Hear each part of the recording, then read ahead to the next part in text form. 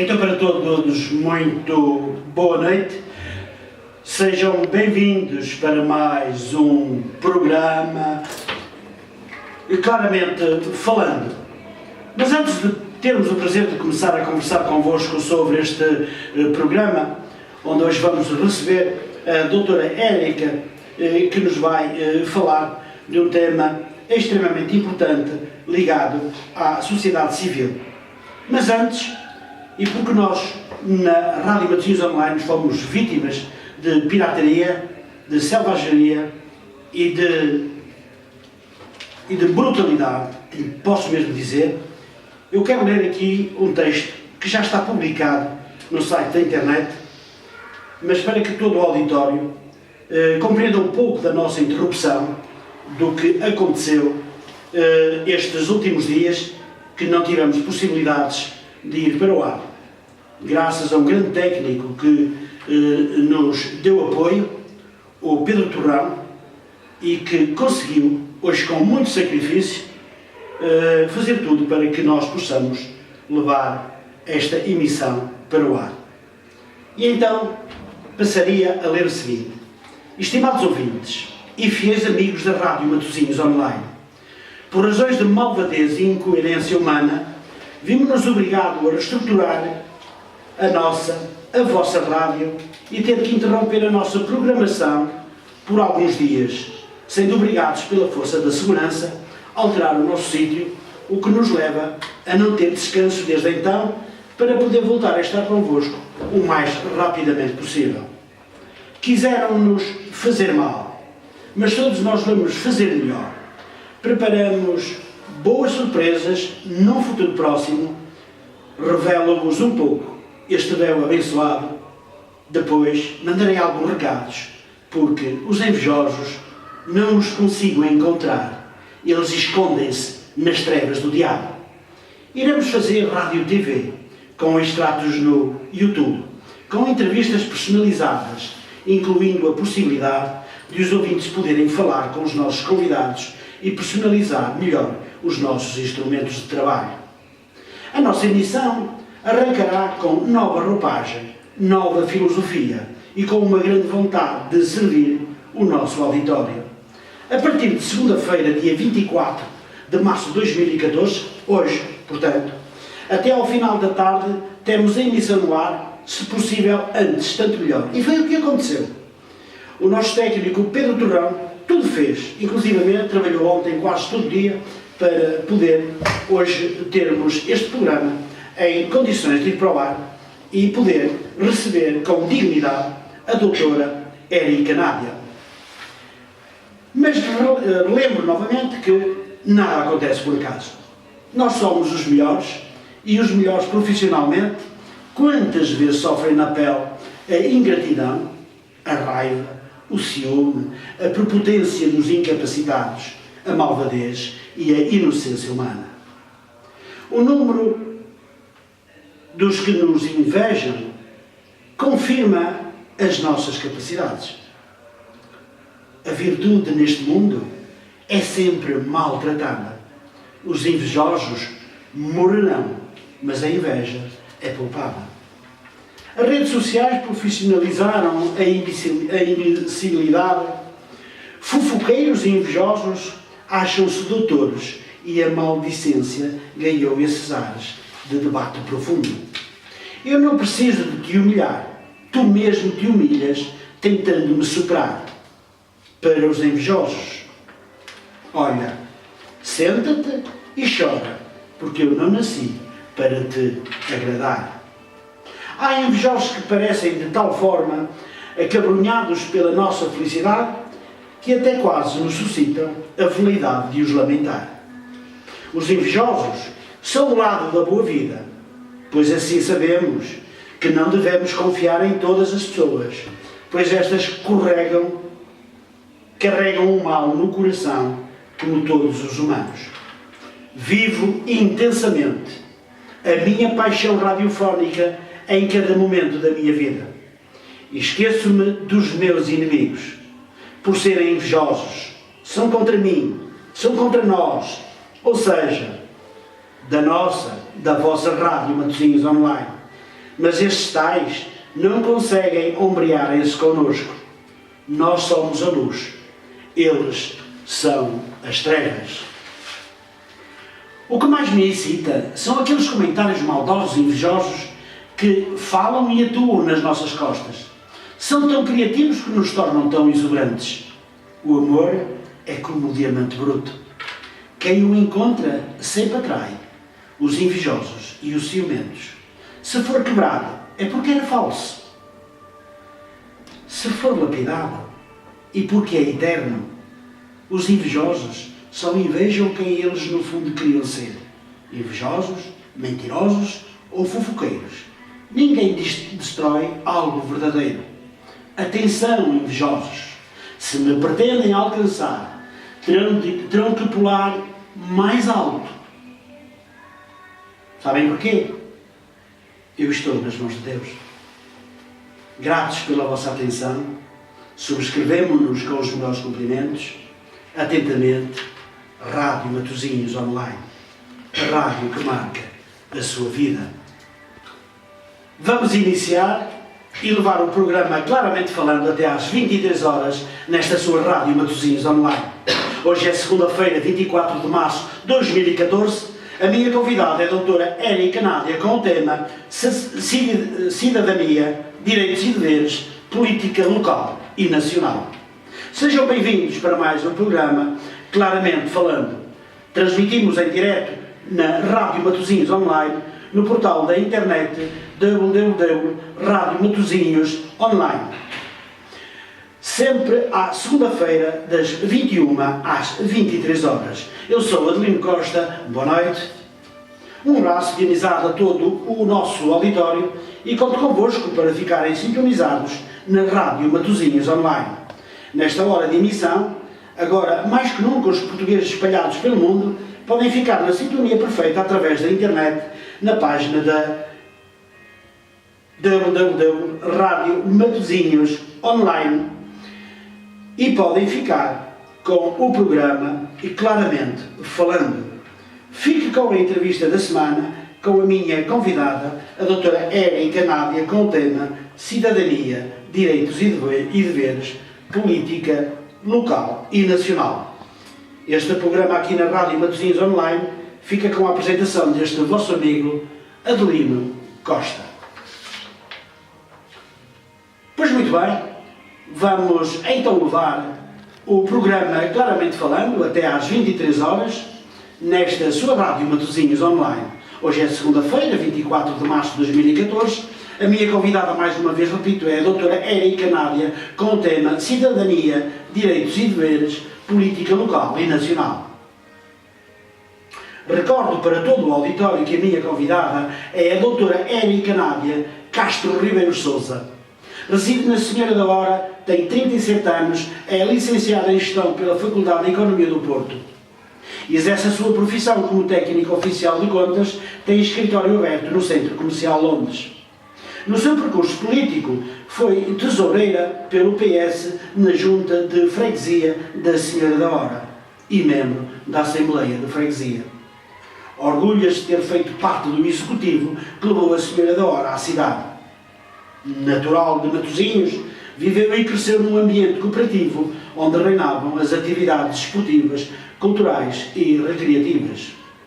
Com a minha convidada já presente em estudo, saúdo-a com amizade, doutora Érica, seja bem-vinda ao programa Claramente Falando, que nos levará até às 23 horas. Boa noite. Boa noite.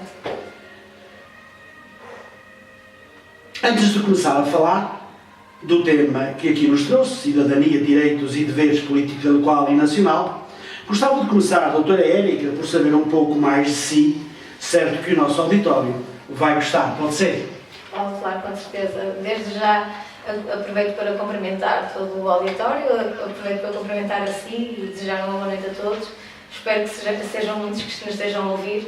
É um prazer para mim ter sido convidada a participar num programa da Rádio Matosinhos Online, dirigido por alguém como a minha amiga Adelino Costa, de quem tenho uma grande estima e consideração e considero uma pessoa com um grande valor e um grande mérito. Nasci sou natural de Massarelos, nasci na maternidade de Gil Diniz, mas resido na Senhora da Hora desde os meus 4 anos de idade. Exerço, como disse, a profissão técnica oficial de contas, sou casada, tenho um filho com 5 anos, para saber um bocadinho mais de mim. Estudei na Faculdade de Economia da Universidade do Porto, mas também passei pela Faculdade de Economia da Universidade Nova de Lisboa, também pelo curso de gestão durante 2 anos. Aos meus 18 anos fui viver para Lisboa e estive lá 2 anos e ingressei depois na Faculdade de Economia do Porto e tenho tido sempre um percurso profissional muito ligado à área financeira, à área da gestão financeira e obviamente também, de certo modo, a política esteve sempre ligada a mim e ao meu círculo de amigos que sempre despoletaram este sentido de gostar de fazer política, de fazer cidadania e daí, se calhar, o meu percurso. Muito bem, e é um excelente percurso, deixe-me dizer. Doutora Érica, podemos começar por lembrar que é natural de Matosinhos, embora tivesse nascido em Massarelos, mas desde os 4 anos veio para Matosinhos e nunca mais quis sair, onde hoje reside na Senhora da Hora e é onde exerceu naturalmente um mandato político, foi tesoureira na Junta de Freguesia da Senhora da Hora e também no seu mandato teve a oportunidade de ver crescer aquela vila, de passar aquela freguesia, passar de vila a cidade, o que foi uma grande alegria para todos aqueles que não só para todos os senhorenses, mas sobretudo para todos aqueles que estavam com responsabilidades na autarquia. E dizia eu então que a doutora Érica viveu e cresceu num ambiente cooperativo onde reinavam as atividades esportivas, culturais e recreativas. Eu gostava de lhe perguntar como decorreu um pouco a sua infância, doutora Érica? A minha infância, tive uma infância feliz, desde pequenina. Graças a Deus. Sim, sempre muito ligada ao meio social, à cultura, ao desporto. Talvez, penso que muito se deveu a crescer num ambiente cooperativo, que naquela altura era importante. Cresci no meio de um espírito de entreajuda, de uma amizade verdadeira, sem telemóveis, sem computadores, em que a nossa criatividade era bastante apurada, as brincadeiras eram mais na rua. Cresci no meio da música, o meu pai ainda hoje canta o fado e toca viola.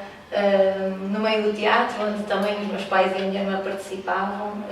Participei de vários eventos recreativos, desde jogos tradicionais à organização de festas de passagem de ano, festas de carnaval, o famoso baile da pinhata que organizávamos e que todos temos muitas saudades.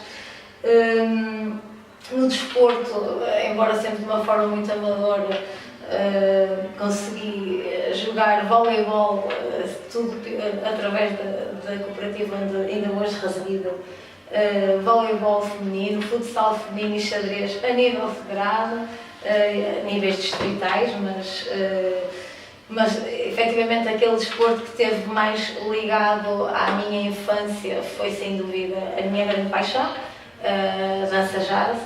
E foi o desporto em que pratiquei durante mais anos, durante 6 anos, no meu clube do coração, o Boa Vista, de maneira que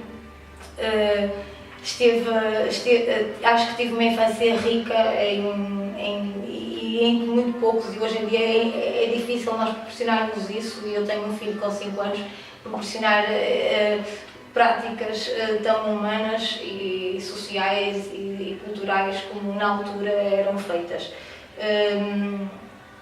Estudei sempre em escolas do Porto, no Liceu, no Carolina Micaelis.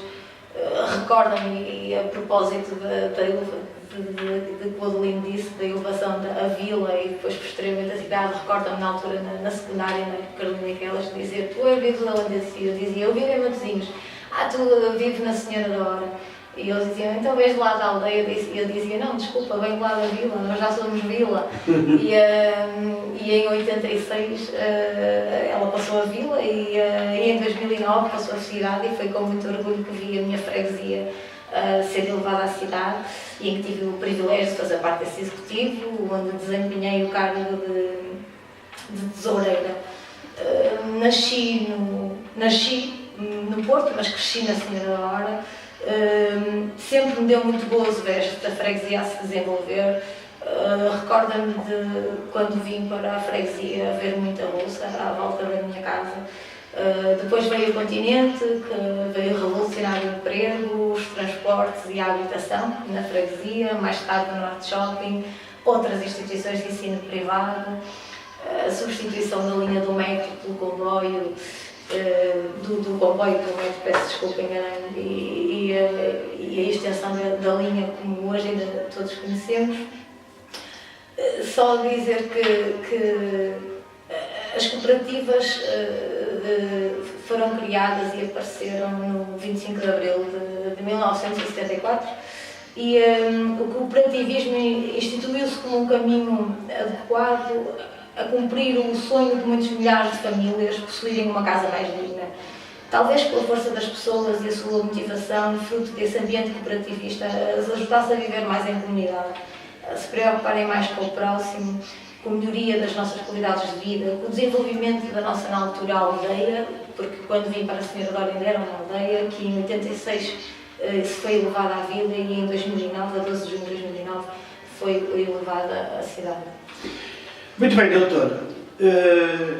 Nós já demos realmente aqui já demos aqui um tópico efetivamente sobre a sua infância, mas eu vou insistir ligeiramente mais um pouco, porque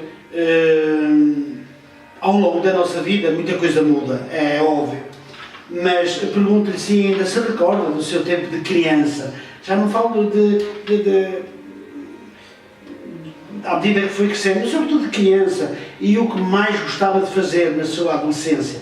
Acho que é uma questão interessante relacionada com a forma e sobretudo a forma como a conheço. Acho que seria importante.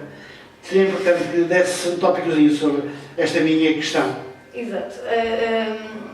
Na minha infância propriamente dita, era uma criança que gostava, uma menina que gostava de brincar com Barbies e sempre gostei de ouvir música e de dançar.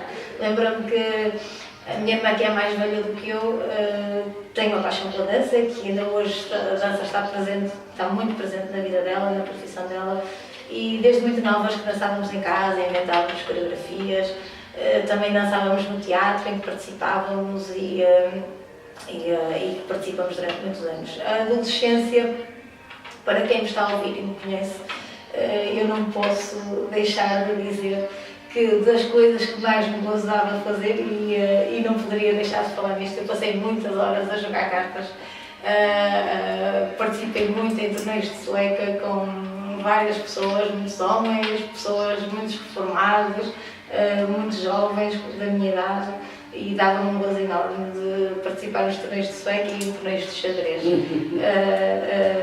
Foram duas atividades que estiveram muito presentes na minha vida, para além da música e da dança.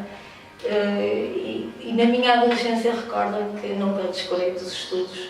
Gostava de sair, gostava de me divertir, mas nunca descurei. Foi sempre uma prioridade na minha vida e uma imposição também por parte dos meus pais, que me davam toda a liberdade para poder fazer muitas coisas que gostava de fazer, mas os estudos era aquela prioridade, e a minha grande paixão naquilo que eu estudo era a matemática, que era a minha inspiração para estudar história, para estudar aquelas disciplinas mais aborrecidas, porque a matemática para mim tem lógica, e tudo que tem e faça sentido prático e que nos proporcione desafios e resolução de problemas atrai-me, e penso que será por isso que eu gosto tanto de matemática. Aos 18 anos ingressei na Faculdade de Economia da Universidade de Nova de Lisboa, estive lá 2 anos e, passado 2 anos, consegui a transferência para a Faculdade de Economia do Porto, onde me licenciei em Gestão. Muito bem. Doutora Érica, como todos sabemos, a idade vai passando para todos, obviamente, O desporto também se realizou nos seus melhores momentos de lazer, acabou agora de o dizer. Mas os estudos passaram à frente de tudo. Licenciou-se em Gestão pela Faculdade de Economia do Porto e depois foi a grande paixão pela política. Quer falar-nos um pouco dessa sua grande odisseia? Eu penso que a política está intrínseca e inevitavelmente presente na vida de cada um, embora manifestada de diferentes formas. Diria na forma como cada um a encara e a percebe. No meu caso concreto, o gosto pela política começou pela influência de amigos que ideologicamente se reviam no Partido Socialista e foi crescendo muito devido à minha formação académica. Em qualquer faculdade de Economia se fala muito de economia pública, impacto das medidas económicas nas contas orçamentais e no desenvolvimento económico, no direito público, no direito civil, no direito comercial, na gestão financeira, na fiscalidade, que está presente e mais do que presente com a elevada carga fiscal que atualmente temos. Também falamos muito de história económica, da história da integração na antiga Comunidade Económica Europeia e atual União Europeia. Análise dos indicadores económicos que fazemos e a importância de um governo estruturalmente estável, capaz de gerir os dinheiros públicos, que sabemos e temos a consciência de serem fundamentais para disputar o crescimento da economia e, consequentemente, a criação de emprego, o aumento do poder de compra, a melhoria da qualidade de vida, nomeadamente termos melhores serviços de educação, termos melhores serviços de saúde, melhores vias de comunicação, estradas, autoestradas, transportes públicos. Tudo isto vai depender de quem está no poder e tem esse poder de decisão e opção. Assim comecei a encarar e a perceber que a política é de facto uma ciência que nos regimes democráticos se traduz na atividade dos cidadãos que se ocupam dos assuntos públicos com o seu voto ou com a sua militância. Amadurecendo todas estas ideias, fui participando de algumas iniciativas do Partido Socialista, percebendo de facto que a minha ideologia se revia sobretudo naquilo que se chamam ideias de esquerda, como sendo a igualdade social, a distribuição igualitária da riqueza, a solidariedade, o pensar no coletivo, a luta pela igualdade de oportunidades, quer relativamente ao género, quer relativamente à classe social, mas exerci sempre esta militância de uma forma bastante discreta. Até que em 2005 fui convidada a integrar uma lista do Partido Socialista para a Junta de Freguesia da Senhora da Hora, onde fui eleita e desempenhei o cargo de tesoureira. Aí tive a possibilidade, e efetivamente exercendo um cargo político, temos a possibilidade de perceber até onde queremos chegar, até onde podemos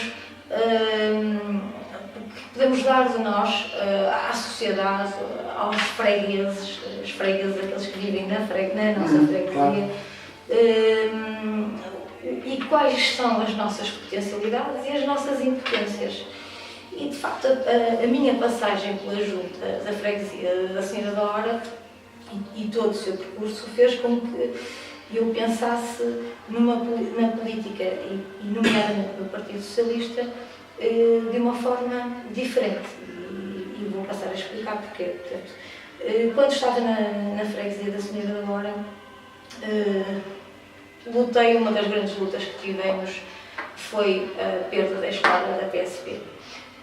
Foi uma luta que tentamos travar e que não conseguimos, e que estamos hoje a sentir isso na pele, aqui na freguesia, porque tem sido alvo de assaltos a partir do momento em que houve a reforma administrativa e que perdemos polícias, porque supostamente iríamos ter mais policiamento na rua, mas o que vemos é que temos mais carros da polícia.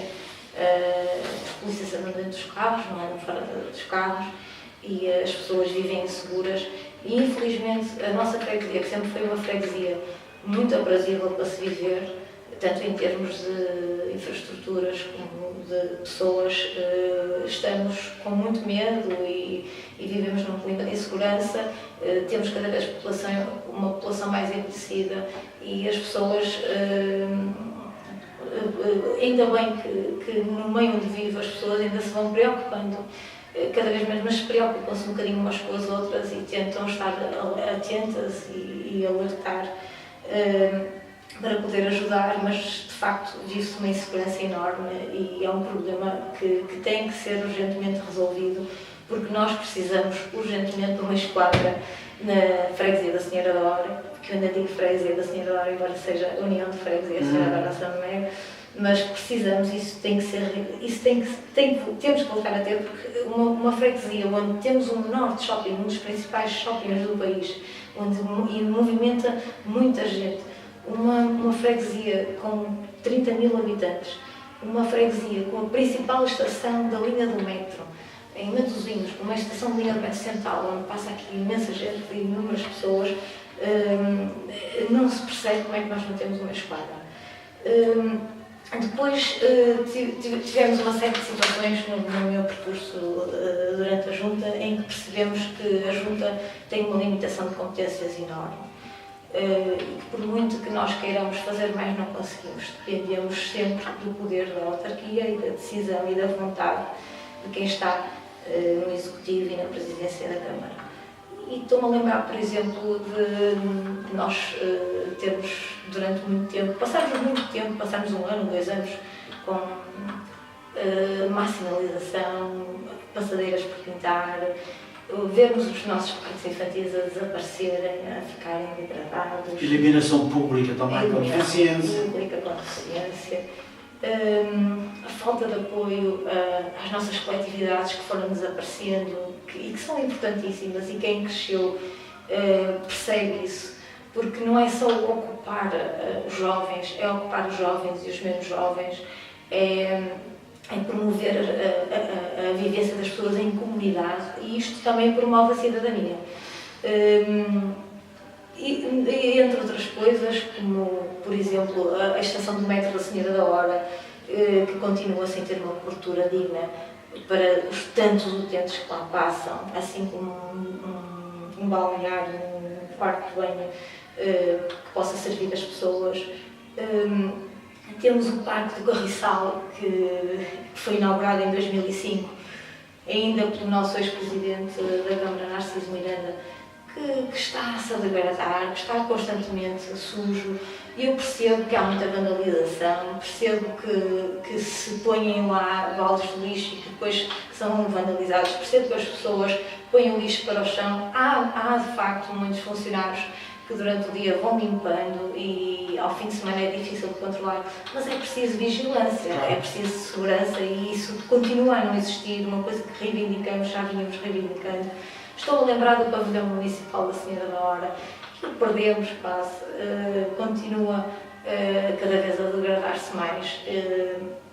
Tantos jogos que joguei lá, tantos jogos que vi jogarem, e que pena ver aquilo. Organizamos lá as danças de salão, eventos de boxe, e aquilo está-se a degradar. Não sei o que é que vão fazer àquilo. Há a promessa, e acredito que seja se calhar uma obra que poderá estar em curso durante este mandato do atual Presidente da Câmara, mas há a promessa de já há muitos anos. Isto já vai desde 2005, portanto estamos em 2014, estamos a falar desde há 9 anos atrás, que estamos a pedir à Câmara para nos requalificarem no pavilhão municipal da Senhora da Hora. E todas estas necessidades que estou-me a lembrar agora também, eu começo-me a lembrar das coisas, e isto é uma chatice, porque quando nós queremos fazer cidadania, e falaremos mais à frente, mais concretamente, que é a cidadania, mas quando queremos fazer cidadania, queremos, e é legítimo que queiramos o melhor para a nossa terra, e começamos a pensar na nossa freguesia, começamos sempre a pensar naquilo que está mais próximo de nós, e vamos alargando as nossas visões, mas de facto é legítimo que nós queiramos mais para a nossa freguesia, mais para a nossa terra, e reivindicarmos e continuarmos a reivindicar. Não digo que estejamos os piores. A Senhora é uma freguesia muito bonita, é uma cidade muito bonita para se viver, muito aprazível, mas falta-nos muita coisa. Se estivermos atentos, falta-nos muita coisa. Penso que estou-me a lembrar da Escola de Sobreiro, que esteve ainda no meu tempo de executivo na Junta com fracas condições para os alunos lá ficarem. Entretanto, foram feitas obras na escola de Sanjéis e transferidos alunos para a escola de Sanjéis e para a escola dos Quatro Caminhos. E esta escola, o que é feito desta escola? O que é feito daquele edifício que está ali? Será que o Porto Business School não poderia ter sido construído ali? Em vez de cedermos um terreno que poderia ter sido aproveitado para um museu, para a implantação de um lar de idosos que ainda não sabemos muito bem se vamos ter, que é necessário ter e que a olhar para o envelhecimento da população que já existe, porque já existe muita população idosa na Senhora da Hora, mas também existe muita população idosa em São Médio em Festa, que agora é a União de Freguesias, e temos que começar a pensar no coletivo. Será que ali não havia outras obras que se poderiam fazer, se nos tirarem o parque, o corte de ténis, e até podermos alargar ou dinamizar o parque de Jorge Manuel Pinto Azevedo, que também, no meu tempo executivo, fizemos umas pequenas obras, e está a ser rentabilizado, e presumo que até está a ter uma boa adesão, continua a ter uma boa adesão, mas não progride mais, porque também não há espaço para progredir mais, e ficou ali o Porto Business School. Será que o Porto Business School não poderia ter sido implementado em outra freguesia, com mais necessidades de investimento, ou até aqui em frente ao Centro Comercial Londres? Seria uma forma de criar dinâmica ao Centro Comercial Londres. Exato, eu relacionado com isso, eu gostava também, porque vem mesmo entrar de foice, não acha que a Senhora da Hora está a ficar um pouco abafada pela SONAI, pelo próprio engenheiro Belmiro de Azevedo, que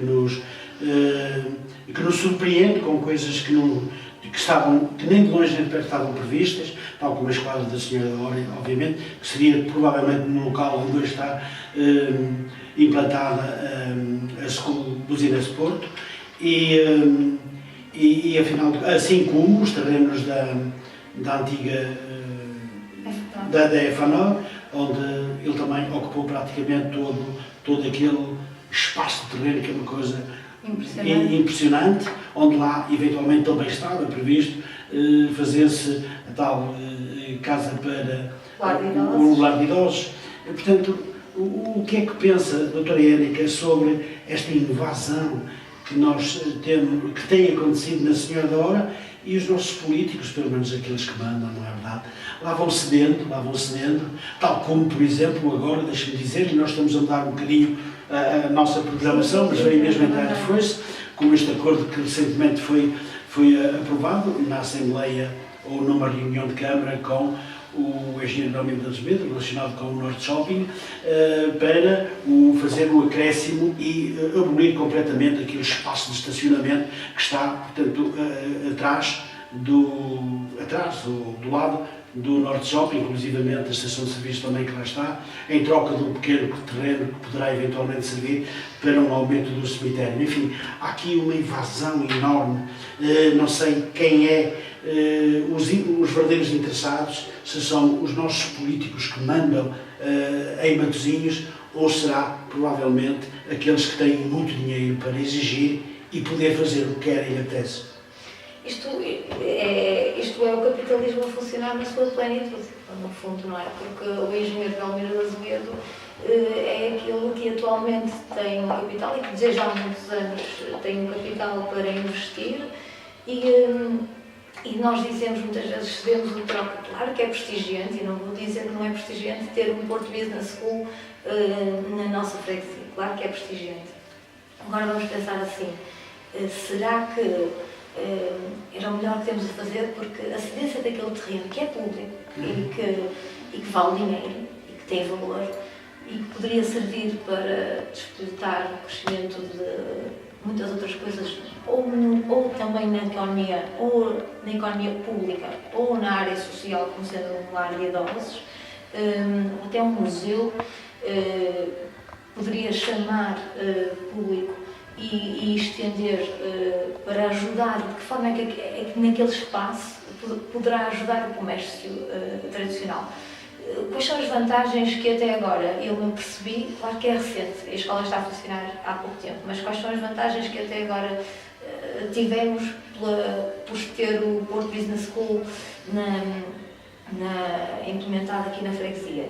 Eu penso que, obviamente, que elas vão surgir, mas se calhar mais tarde vamos pagar estas faturas e como pagamos já muitas faturas, porque no fundo são pequenas más decisões políticas que nos conduzem a este retrocesso, porque não estamos, se calhar, a rentabilizar da melhor forma aquele espaço, cedemos mais um espaço público para um capitalista privado.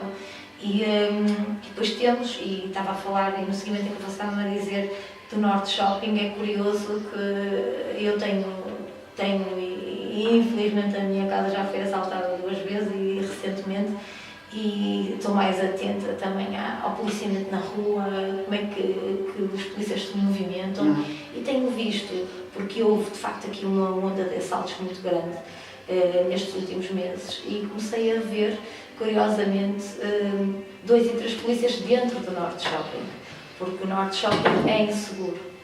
E eles andam, eu vi 2 polícias no mesmo dia, 2 polícias no andar de cima e 2 polícias no andar de baixo. Andavam em simultâneo 4 polícias dentro do Norte Shopping.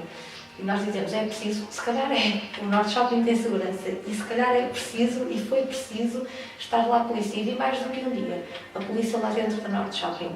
E porquê que nos tiraram? Eu pergunto, porquê que nos tiraram a esquadra? Está a crescer. Foi bom e é bom, e o engenheiro Valmir Azevedo tem proporcionado, no fundo, algum desenvolvimento à freguesia por força de implementar os seus negócios. Ele ganha,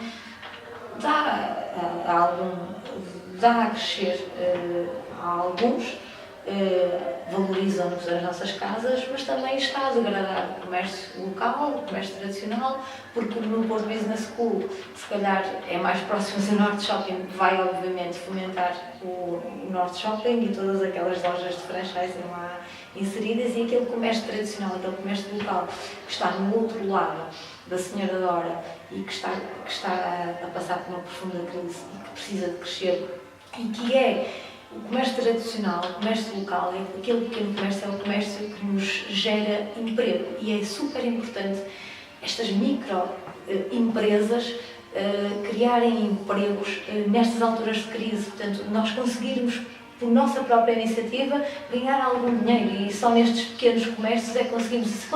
E se a autarquia ajudar a que haja movimentação de pessoas e promove as vendas daquele comércio e promove o crescimento daquele comércio. Por isso é que eu defendia que aqui dentro do Centro Comercial Londres, por exemplo, nos pusessem uma loja do cidadão.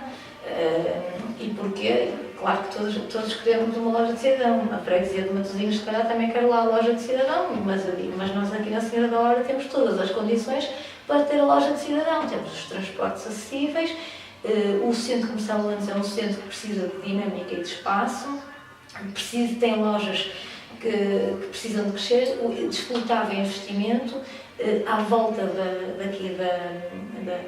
da zona envolvente, do centro, até mesmo por causa da questão da A28, que até presumo que há projeto a passar aqui perto. Tudo isso eram condições plausíveis para termos também aqui nós a loja de cidadão, e reivindicar isto tudo.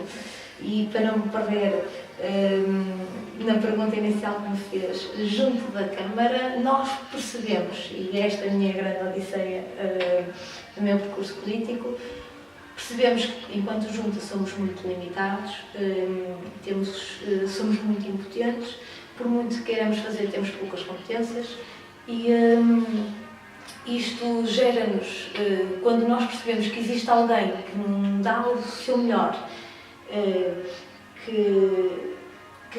estamos 4 anos e que vemos a nossa freguesia exatamente igual, porque sinceramente a freguesia da Senhora da Hora está praticamente igual há 10 anos atrás. Não cresceu. Levou-me a que começasse a pensar que as pessoas são mais importantes do que os partidos, e em 2009 integrei uma lista do movimento independente da Associação Narciso Mineiro, para a Junta de Freguesia da Senhora d'Alva, do qual fui eleita para membro da freguesia, precisamente por não concordar com esta forma de fazer política e esta forma de estar e esta impotência que nos foi gerada, daí até entender que é importante e necessário, de facto, esta limitação de mandatos para que haja renovação, para que não hajam estes vícios que muitas vezes levam a que haja repetição do interesse sempre para o mesmo, como é o caso aqui na Senhora d'Alva. Muito bem, doutora Érica, para complementar um pouco, e antes de passar ao tema seguinte, para complementar um pouco do que acaba de dizer sobre a cidade da Senhora da Hora, sobre a freguesia da Senhora da Hora, eu gostava de lhe lembrar, e penso que isto também foi uma promessa que passou também pelo seu mandato, que o engenheiro Belmiro de Azevedo prometeu uma determinada verba para as coletividades e para a reestruturação do Parque Manuel Pinto de Azevedo, onde se pensava, pelo menos estava em projeto, recriar lá um novo parque de jogos, um novo jardim infantil e a cobertura total deste parque de jogos, coisa que o manutenção do Parque do Carriçal. E a manutenção do Parque do Carriçal. Isto acabou por chegar o Business Show muito à frente, o que ficou para trás e a promessa de ajuda para além destas infraestruturas que seriam feitas pela SONAI, naturalmente que não há nada sem nada, se ele fazia isso tinha e tirou outras vantagens, não é verdade, relacionado com a empresa Fabril do Norte, mas sobretudo, e o que passou para o papel parece que nunca mais saiu da gaveta, por razões que praticamente ainda ninguém, pelo menos no exterior ou fora da autarquia, ninguém sabe. A doutora agora que está fora da autarquia e que estava muito por dentro desse assunto, no fundo o que é que se passou? Eu presumo que não há vontade, nem há força da parte de quem está à frente. Houve aqui uma grande mentira, deixa-me dizer. Claro, e não há força de quem está na Câmara para fazer valer o acordo que tiveram e, obviamente, a manutenção do Parque Carriçal não gera lucro, nem rendimento. As obras no Parque Manuel Pinto de Azevedo também não gerarão lucro nem rendimento, portanto, obviamente que não estarão com certeza nas prioridades do engenheiro Belmiro de Azevedo.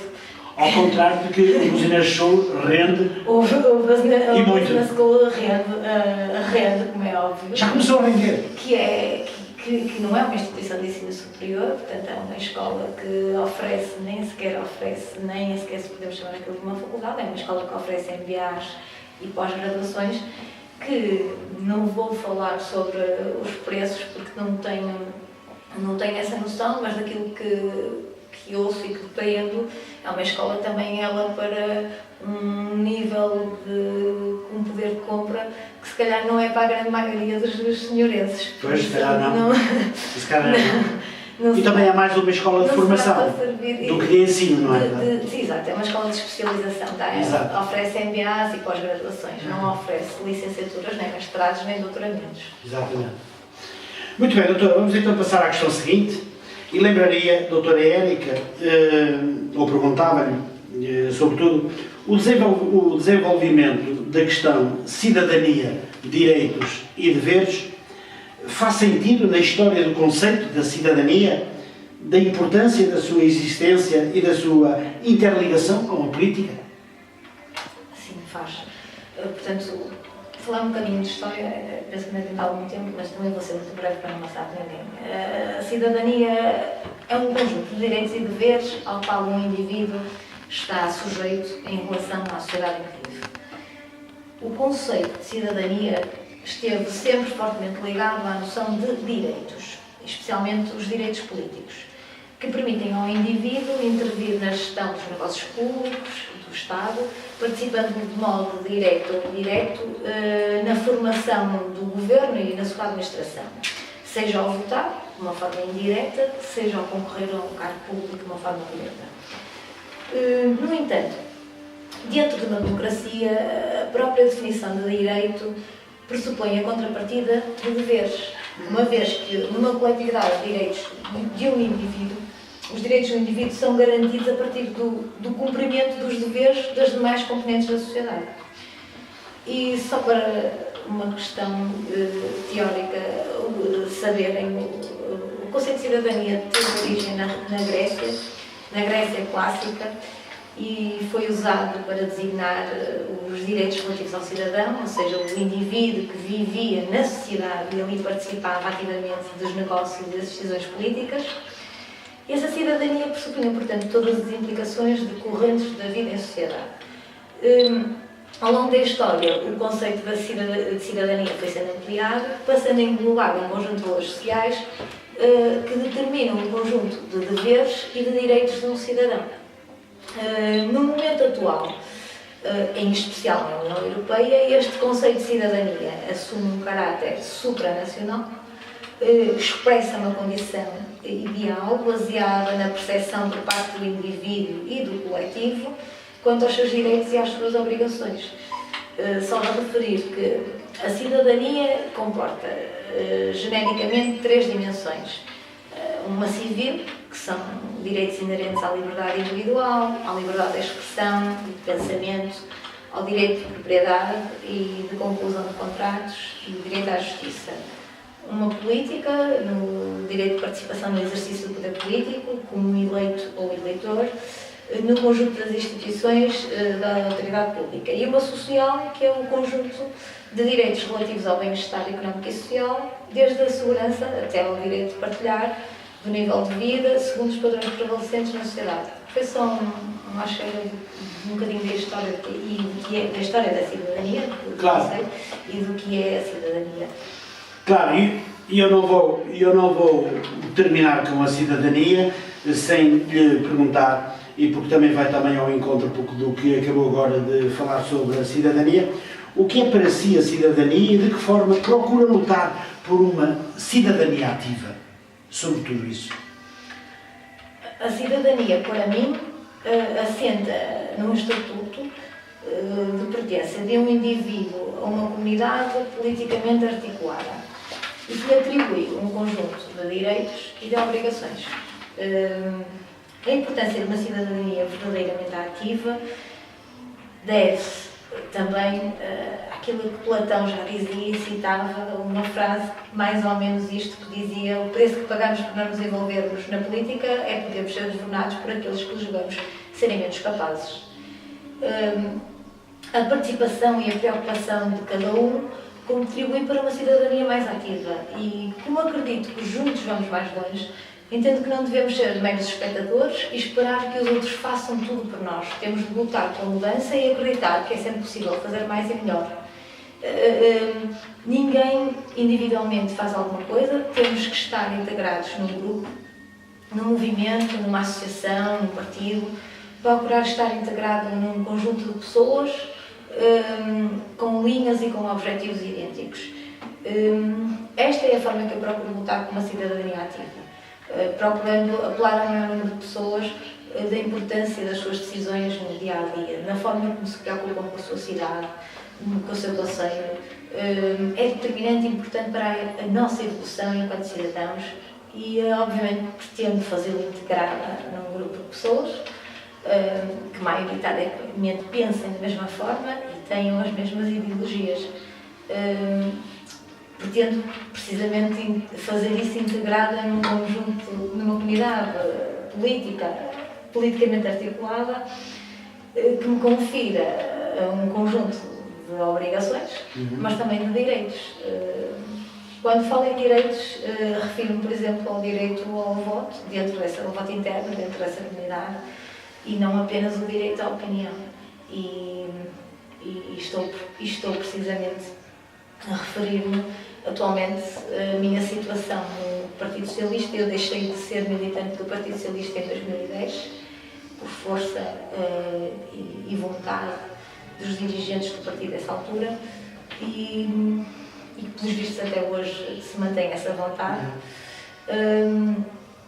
Pelo Partido Socialista, por muito que me identifico com o Partido Socialista, atualmente não consigo exercer a cidadania na sua plenitude, conforme acabei de explicar, porque não, desde logo não me é conferido esse direito ao voto interno, e como ainda não houve uma vontade efetiva e prática dos dirigentes do Partido Socialista de Matosinhos e também a nível nacional em alterar essa situação, penso que obviamente quero e espero continuar a fazer cidadania dentro ou fora do partido, mas quero exercer a cidadania de uma forma plena. Muito bem. Doutora, porque não fala do PS, do Partido Socialista, gostava de lhe perguntar como é que vê atualmente o Partido Socialista em Matosinhos e como explica os últimos resultados eleitorais. Os últimos resultados eleitorais foram muito maus para o Partido Socialista, sem dúvida, não posso dizer. Sem dúvida. Sem dúvida nenhuma. Foram muito maus, mas explicar, tentar resumir isto, mas eu participei muito da campanha do Partido Socialista nas últimas eleições. E comecei, embora expulsa, como gosto do Partido Socialista, desde logo em 2012, quando houve as eleições para a Conselhia e havia a abertura por um candidato que na altura era o António Parada em se candidatar à Conselhia, havia a possibilidade de haver uma mudança dentro da mentalidade do partido e ele próprio de pensar em pôr uma pedra no passado, e era isso que ele pretendia, pelo menos ele dizia que pretendia, pôr uma pedra no passado e tornar os socialistas todos socialistas e todos mais socialistas, e esquecer todas aquelas divergências que ocorreram no passado e em que a culpa foi de todos e houve culpas por todos os lados. Que, no fundo, houveram muitas guerras internas que foram à comunicação social e que foram ostracizadas e massacradas na comunicação social e que levaram a uma degradação da imagem do Partido Socialista junto do eleitorado. Começou logo por aí. Também houve uma contínua, uma difamação grosseira e persistente a partir do momento em que o candidato do Partido Socialista à Câmara foi eleito como Presidente da Conselhia. Isto foi em 2012 e eu recordo perfeitamente isto. Não parou, foi sempre aumentando. Junto dos meios de comunicação social, que estiveram sempre também do lado de quem tem o poder, porque de facto quem tem o poder na mão muitas vezes mexe com tudo, inclusive aquilo que anteriormente falamos. E estes resultados eleitorais foram um conjunto de vários fatores, na minha perspectiva, e porque também estive muito no terreno e na campanha, eu vi e falei com muitas pessoas, foi um conjunto de vários fatores, e não um só, nem dois, nem três fatores, que levaram a esta derrota.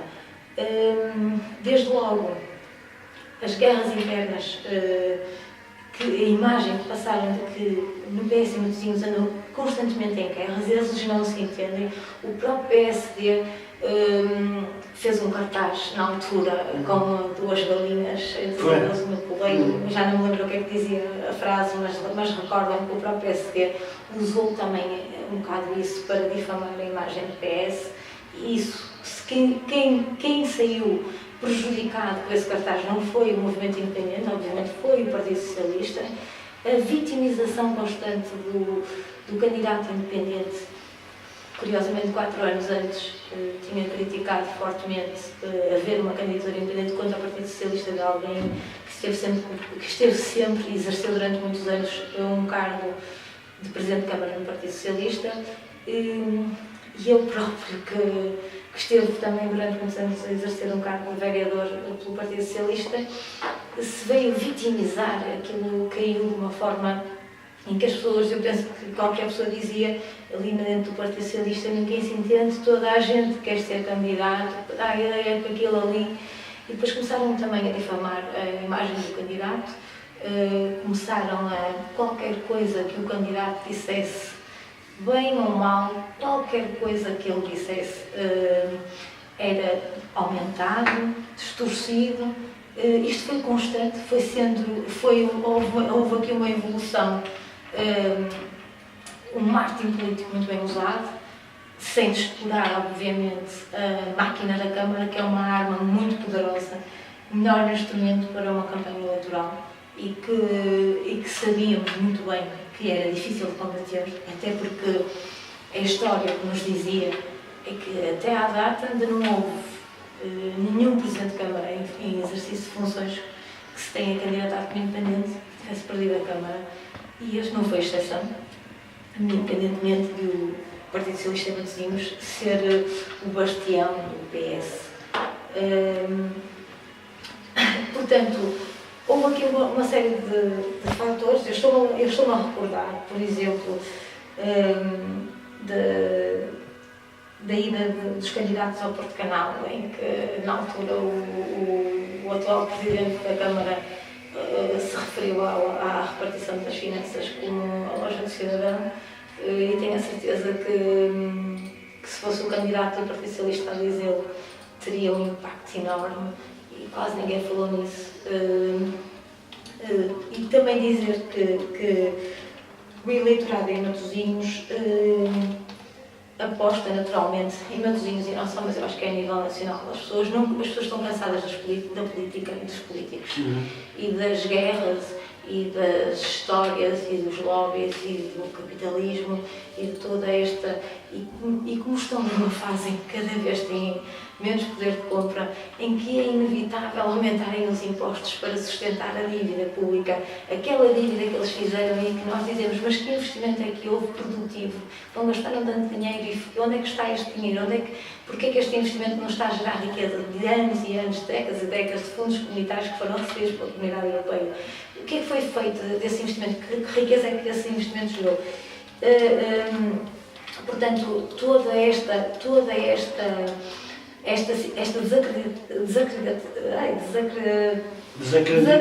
desacreditação das pessoas na política gerou e tem gerado mais força para os movimentos independentes. Isso viu-se no Porto, não é? Também no Porto e noutras cidades em que foi um independente as eleições. Portanto, houveram vários fatores, no meu entender, que levaram a estes resultados eleitorais. Para além, não posso deixar de sublinhar, e não tenho qualquer tipo de problema em dizer que a escolha dos candidatos à Junta não foi a mais feliz. A perda também de muitos, do apoio de muitos dos atuais presidentes de Junta, também levou a que houvesse mais força ao movimento independente, assim como a própria equipa de variação, que já lá estava em funções e que foi toda, e continuou e manteve-se toda junto do movimento independente. Portanto, houve aqui uma perda de socialistas com peso e com história dentro do Conselho e do seu percurso, que estiveram em peso também a apoiar e a difamar o próprio Partido Socialista e a candidatura que o Partido Socialista estava a apresentar, de forma que tudo isto levou a que os resultados fossem muito mais, fossem piores do que aqueles que qualquer pessoa esperava, inclusive o próprio Presidente da Câmara. Muito bem, doutora Érica, nós vamos continuar, obviamente, a falar destas eleições autárquicas. Há efetivamente responsabilidades, há muito ainda para falar. No entanto, vamos fazer um curto intervalo, uma curta paragem, também para que possa descansar um pouco, e nós passarmos também a ouvir um pouco de música. No entanto, lembro que são 22 horas e 1 minuto, sintoniza a Rádio Matosinhos Online e está no ar o programa Claramente Falando. Lembro que a minha convidada é a doutora Érica Nádia, que está a tratar, junto connosco e convosco, o tema Cidadania, Direitos e Deveres, Política Local e Nacional. Nós vamos interromper por 5 minutinhos, vamos falar logo a seguir, continuar a conversar, e agora ficamos então com o nosso técnico que nos vai avançar um pouco de música. Até já!